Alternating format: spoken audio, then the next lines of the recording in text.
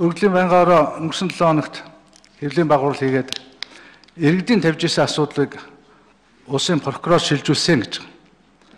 Агтвал нээлтийн хилцүүлгийг зохион байгуулсан гишүүний хувьд бол би маш сайн мэдж байна. Тэнд ярьж ирсэн иргэдийн асуудал бол жухамдаа тэр прокурор шүүх хуулийн байгууллагатай холбоотой асуудлыг л ярьсан.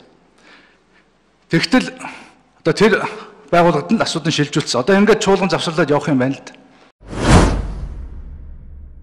Хойно өргөдөл гаргахлаар чонд цогтөг энэ юу юм байнга ороо вэ? Одоо би гүтгүүлээд хэдэн сар болж байна. Би шүүхэд хамуул дүүргийн шүүхэд 3 удаа очсон. Нэг л шүүгчд таарж байна. Тэр Жэрдэн Чимэг гэдэг шүүгч 3 удаа намайг буцааж байна. Эхлээд иргэн та их хурлын гишүүний өмнөөс өргөдөл гаргах хэрэггүй гэж ийм сони юм ярьсан. За тэгвэл одоо би иргэний хувьд гаргах гэсэн. Таны нэхэмжилсэн хүн хаягн дээрээ бүртгүүлэлтэй боловч хаягн дээрээ байхгүй байна гэсэн.